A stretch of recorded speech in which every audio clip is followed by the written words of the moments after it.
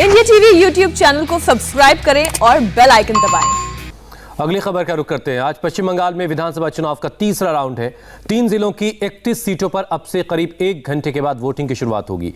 तीसरे चरण के चुनाव के लिए 618 कंपनियों को 10,871 केंद्रों पर तैनात किया गया है ताकि किसी भी तरह की अप्रिय हालात न हो। 31 विधानसभा क्षेत्रों में 16 सीट दक्षिण 24 परगना जिले में है, 7 सीट हावड़ा में है और 8 सीट हुगली जिले में है।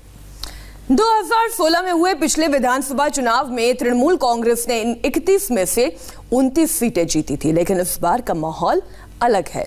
2019 में हुगली लोकसभा सीट बीजेपी जीत गई थी और दक्षिण 24 परगना में मुकाबला कांटे का हुआ था। उधर डायमंड हार्बर इलाके में ममता बनर्जी के भतीजे अभिषेक की आज अग्नि परीक्षा है, क्योंकि डायमंड हार्बर सीट उनका अपना लोकसभा क्षेत्र है। डायमंड हार्बर इलाके में तूफान के बाद से ही वहां के वोटर टीएमसी के खिलाफ हो गए हैं।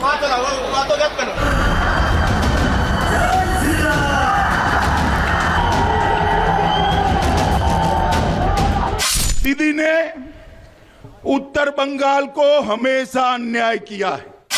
With humble regards to the election commission পরিচালনা করছে না, করছে হোম মিনিস্টার অমিত শাহ। आप अचानक किसी एक सीट पर आखिर में फॉर्म भरने जा रही हो, क्या ये सच्चाई है क्या? बस कुछ देर का इंतजार है और उसके बाद बंगाल में तीसरे चरण का समर शुरू होगा। 3 जिलों के मतदाता अपना नीति नियंता चुनेंगे। अब तक के आंकड़े कहते हैं कि जिन सीटों पर आज वोटिंग हो रही है वहां दीदी का पलड़ा भारी रहा है। जिन 3 जिलों में चुनाव होने हैं वो ममता का गढ़ है, लेकिन इस बार हालात बदले हुए हैं। बीजेपी ने दीदी का एक किला ढहाने के लिए पूरा दम लगा दिया था। मोदी सरकार हम लोग सोचा है जो मोदी सरकार 5 वर्ष के लिए आना चाहिए। दीदी दादा আমরা যাচ্ছি না, আমরা ওতে নেই।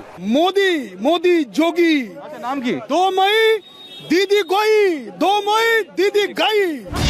आज तीसरे चरण में 3 जिले की हावड़ा, हुगली और दक्षिण 24 परगना की 31 सीटों पर मतदान होगा। 618 कंपनियों को 10,871 केंद्रों पर तैनात किया गया है। 205 उम्मीदवारों की किस्मत का फैसला आज 78,52,425 मतदाता करने वाले हैं। 2016 के विधानसभा चुनाव में ममता बनर्जी की पार्टी ने क्लीन स्वीप किया था। तीसरे दौर में आज जिन 31 सीटों पर वोट डाले जाएंगे उनमें से 29 पर टीएमसी ने अपना कब्जा जमाया था, जबकि 1 सीट लेफ्ट और 1 कांग्रेस ने जीती थी। बीजेपी अपना खाता भी नहीं खोल सकी थी, लेकिन 2019 के लोकसभा चुनाव के बाद इस पूरे इलाके में सियासी समीकरण बदल गए हैं। इसके बाद ममता के लिए अपना दुर्ग बचाए रखने का चैलेंज है। तीसरे चरण के चुनाव में बीजेपी और टीएमसी के साथ साथ कई दिग्गज नेताओं की किस्मत का भी फैसला होने वाला है। तारकेश्वर विधानसभा सीट पर सबकी नजरें हैं। यहां से बीजेपी के दिग्गज नेता और पूर्व राज्यसभा सदस्य स्वपन दास गुप्ता मैदान में हैं। बीजेपी को सीट पर घेरने के लिए टीएमसी ने रामेंद्र राय और लेफ्ट गठबंधन ने सूरजजीत घोष को उतार रखा है। डायमंड हार्बर विधानसभा सीट पर टीएमसी के पन्ना लाल हल्दर, बीजेपी के दीपक हल्दर और लेफ्ट पार्टी से प्रतीक और रहमान मैदान में हैं।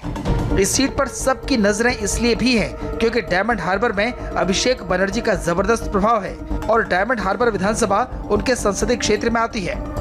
श्यामपुर विधानसभा सीट पर टीएमसी ने कालीपत मंडल को उतार रखा है, तो बीजेपी ने अभिनेत्री तनुश्री चक्रवर्ती पर दांव खेला है, जबकि कांग्रेस ने अमिताभ चक्रवर्ती को उतारकर मुकाबले को त्रिकोणीय बना दिया है।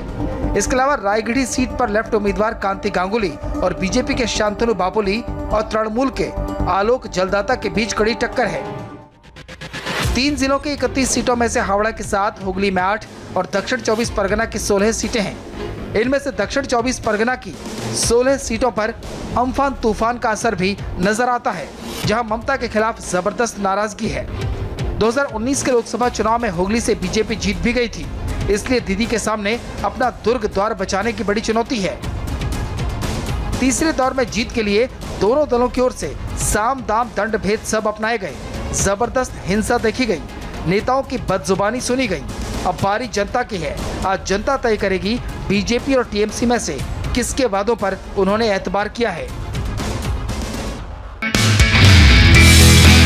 नमस्ते, मैं हूं मीनाक्षी जोशी। वीडियो और खबरों से अपडेट रहने के लिए India TV YouTube channel subscribe करें, बेल आइकन दबाना ना भूलें। जुड़े रहें इंडिया टीवी के साथ।